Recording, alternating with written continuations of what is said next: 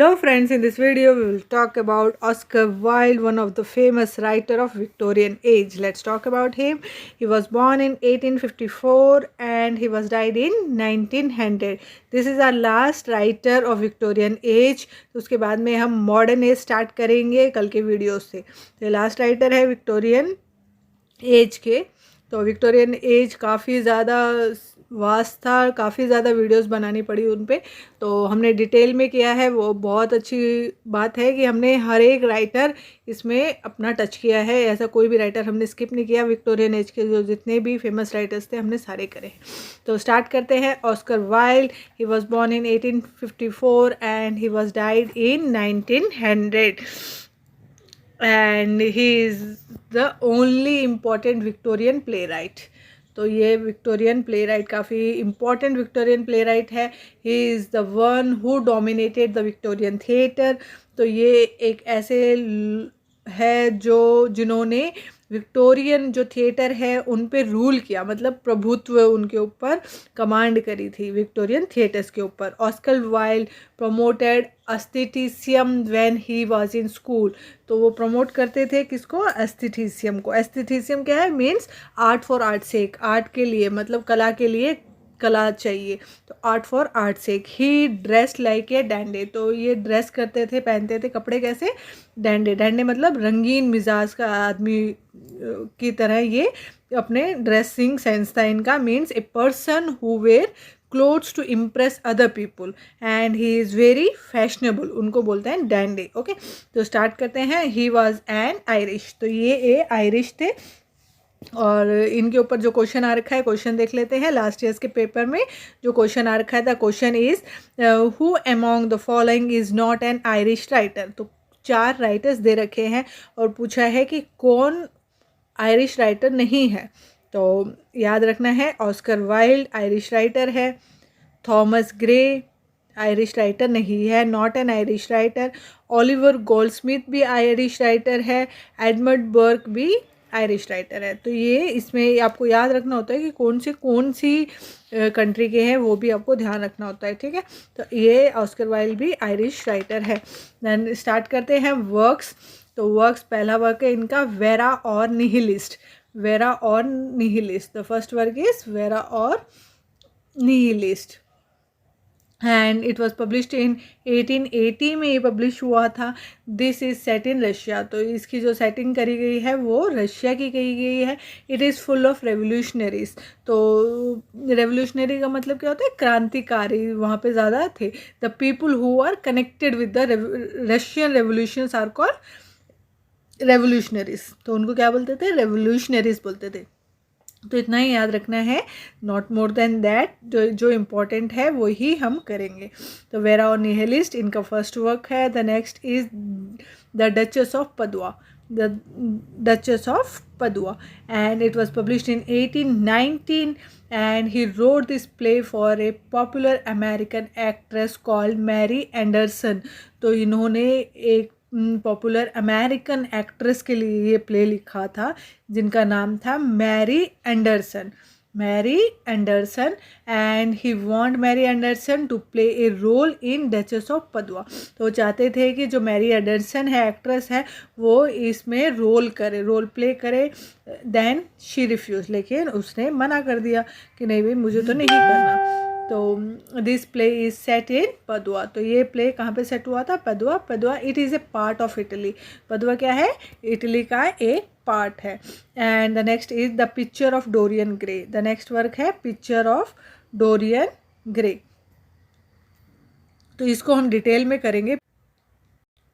Picture of Dorian grey को हम detail में करेंगे. The picture of Dorian grey it was published in 1891. तो ये पब्लिश हुई थी 1891 में and it is A philosophical novel. ये आपको याद रखना है. गॉथिक नावल भी बोल सकते हैं, फिलोसफिकल नावल भी बोल सकते हैं इसको.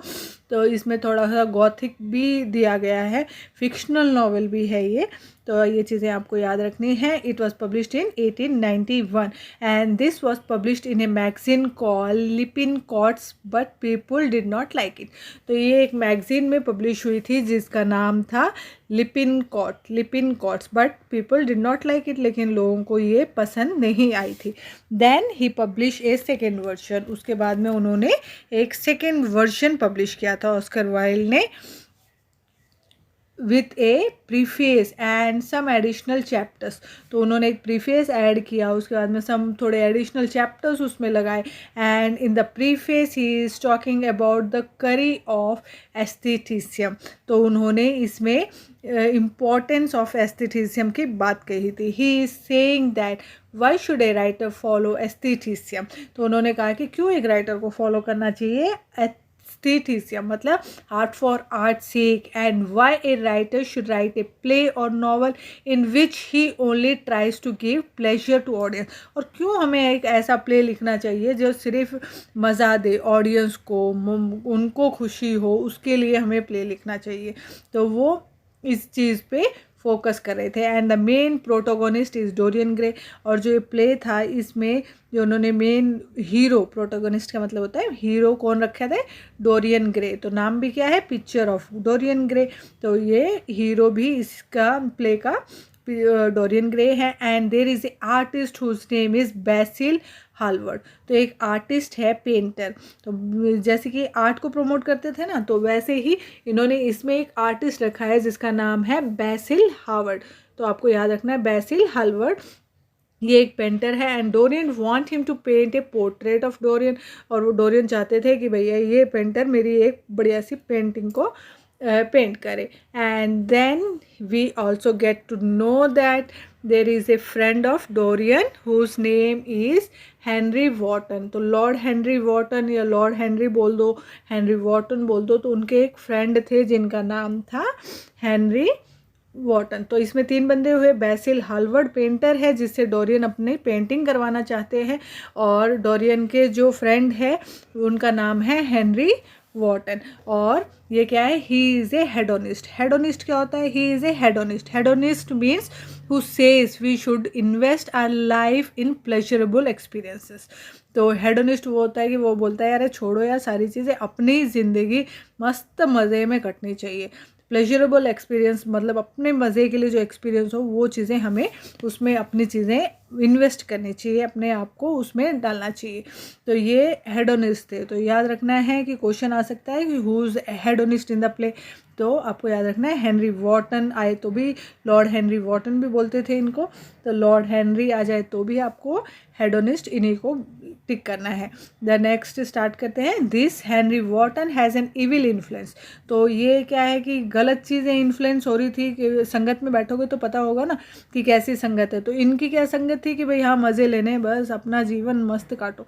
तो इनके एक्सपीरियंस से जो इन्फ्लुएंस हो रहे थे कौन, Dorian Gray, because he keep on pursuing Dorian to live a crazy kind of life. तो बार बार वो उसको फोर्स करते थे, अरे क्रेजी थोड़ा हटके जीवन जीना चाहिए, ये क्या घसी पिटी ज़िंदगी जी रहे of life in which he had all the pleasure and does not think about what is wrong and sinful.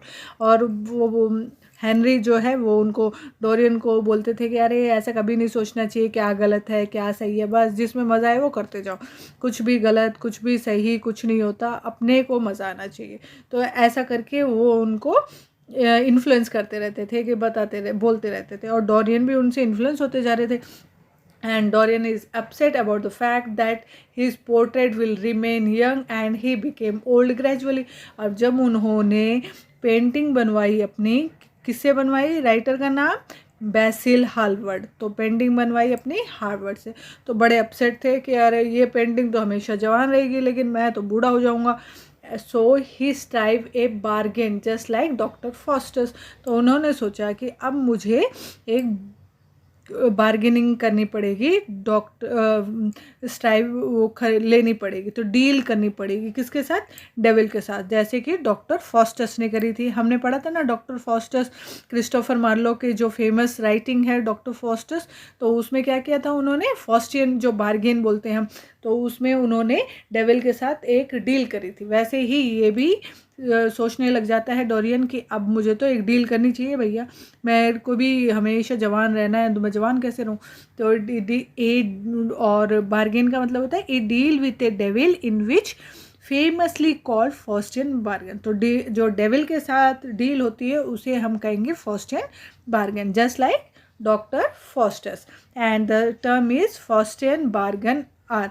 तो ये जो टर्म है फॉस्टियन बार्गेन वो क्या है, he says he is going to offer his soul to the devil. तो वो बोलते हैं मैं अपनी आत्मा इसको शैतान को दे दूंगा, डेविल को दे दूंगा। And if the devil promises him that his portrait will remain on ageing and he will remain young. तो अगर वो मुझे ये बोले कि भाई मेरी पोर्ट्रेट तो एज दिखाती जाएगी लेकिन मैं हमेशा यंग रहूँगा and beautiful for the rest of the life, हमेशा अपनी ज़िंदगी में मैं तो बिल्कुल जैसा हूँ वैसा ही जवान रहूँगा, मेरी पोर्ट्रेट बूढ़ी होएगी, मैं बूढ़ा नहीं होऊंगा। उसको शुरू में जलन किस चीज़ की थी, चिंता किस चीज़ की थी कि मेरी पोर्ट्रेट तो हमेशा जैसी अभी बनी है वैसी ही रहेगी लेकिन मैं बूढ़ा होता जाऊँगा। तो अब ये चाह रहा है कि मैं डेविल के साथ एक डील करूं जिसमें ये हो कि भाई मेरी पोर्ट्रेट, मेरा सोल तुम ले लो, मेरी आत्मा तुम ले लो, लेकिन मुझे एक ऐसा वो वरदान दे दो कि एक चमत्कार दे दो कि मेरी पोर्ट्रेट जो है वो बूढ़ी हो जाए, मेरे को कोई असर ना हो बुढ़ापे का, एज का। तो ये फॉस्टियन बार्गेन उन्होंने डील करनी चाहिए थी। ही इंडल्ज इन सिनफुल, एंड वो अब क्या करने लग गए कि बुरी चीज़ों में आने लग गए। And now he commit all the bad things under the influence of devil. अब भाई शैतान के साथ रहोगे तो उसका इन्फ्लुएंस होगा, उसके इन्फ्लुएंस से वो सारी बुरी बुरी चीज़ें करने लग गए। And Dorian is on the wrong path, he did several things which he should not do. तो अब वो भी बहुत ऐसी चीज़ें करने लगे जो उनको नहीं करनी चाहिए थी, तो उनको जो नहीं करनी चाहिए थी वो कर रहे थे। And CIBIL when and Dorian has an affair. तो ये इनकी गर्लफ्रेंड थी CIBIL when, and CIBIL when is an actress and she leave acting for Dorian. अब वो एक एक्ट्रेस थी लेकिन उसने अपने प्यार के लिए एक्टिंग छोड़ दी थी। But the Dorian want a girl who is famous, so he does not find good in CIBIL and Dorian leave her. अब डोरियन को लगने लगा नहीं है मुझे तो एक फेमस लड़की चाहिए थी, अब ये तो फेमस है नहीं, कोई इसने तो छोड़ दी एक्टिंग, तो मेरे को इसको छोड़ देना चाहिए। तो डोरियन क्या करते हैं, सिबिल को छोड़ देते हैं। His portrait keep on getting uglier day by day. तो उसकी जो पोर्ट्रेट थी वो डे बाई डे क्यों बुढ़ापे के वजह से गंदी दिखने लगी थी, झुर्रियाँ पड़ने लगी थी, बुरा फेस लगने लग गया था। तो CIBIL when is so broken after Dorian leave. जो सिबिल वेन थी वो इतनी डिसहार्टेड हो गई थी डोरियन के छोड़ने के बाद में दैट शी कमिट सुसाइड, और उसने भाई सुसाइड कर लिया।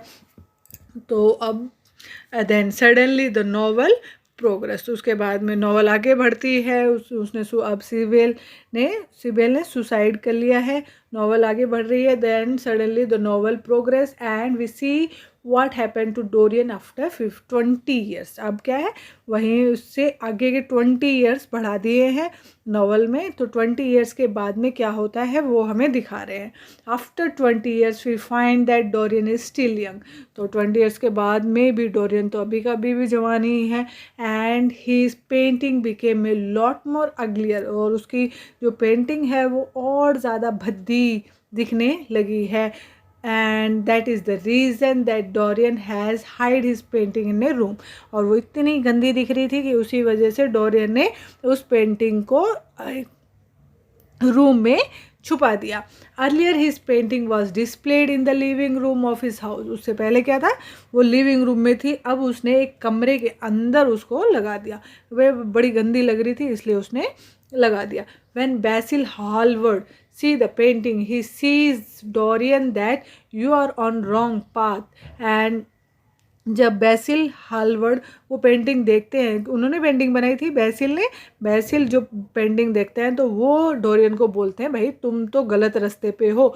And Dorian is angry with Basil. तो डोरियन को गुस्सा आ जाता है कि अरे क्या गलत रास्ता, कुछ भी गलत रास्ते पे नहीं हूँ, मैं सही रास्ते पे हूँ। That Dorian kill Basil and hide Basil body. तो उसको गुस्से में मार देता है डोरियन और उसकी जो बॉडी है उसको छुपा देता है। And he meet the brother of Sibyl Vane whose name is James Vane. तो ये जो सिबेल वेन उसकी गर्लफ्रेंड थी जिसने सुसाइड कर लिया था, उसके भाई से मिलता है जिसका नाम है James when. But Dorian tricked him. तो डोरियन क्या है, उसके साथ भी एक चाल खेलता है, tricked him, but still he keeps on I on Dorian. तो उसके बाद में भी जेम्स उस पर नज़र रखता है and keeps on following Dorian. लेकिन जेम्स को भी पता है कि उसकी बहन की जो सुसाइड है उसकी वजह से हुई है, तो वो भी बड़ा तेज़ था, तो उसने नज़र रखनी शुरू करी डोरियन के ऊपर। One day while he was hiding near Dorian house, जब एक दिन वो छुप के डोरियन को ऑब्जर्व कर रहा था house, a hunting party comes and accidentally shoots him, so James die at that point. तो एक हंटिंग वाला आया और एक्सीडेंटली क्या है उसको शूट कर दिया और जेम्स वहीं के वहीं मर गया, छुपा हुआ था छुपा ही रह गया। At the end Dorian is extremely sad. लेकिन आखिर में डोरियन बहुत ही ज़्यादा उदास था, दुखी था। वॉट ही हैज़ डन, जो उसने किया उसके लिए डंडी यानी। And in the angry mood he tap the painting, और उसी गुस्से में उसने पेंटिंग पे मारा। And when he tap a large sound was produce, जब उसने मारा उस पर तो एक बहुत ही ज़्यादा बड़ा साउंड वहाँ से आवाज़ निकली। And the servants who are in Dorian house they rush to see what was happen.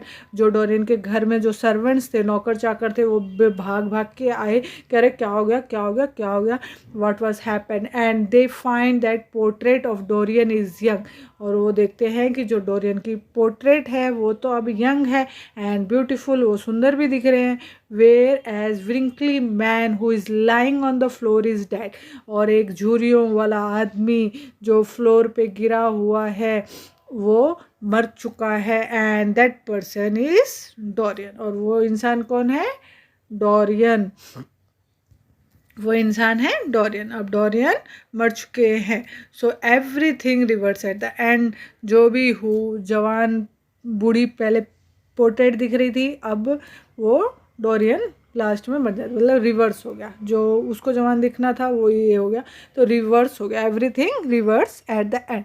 तो बहुत सारे क्वेश्चन आ रखे हैं इसके ऊपर, क्वेश्चन देख लेते हैं किस टाइप का क्वेश्चन है।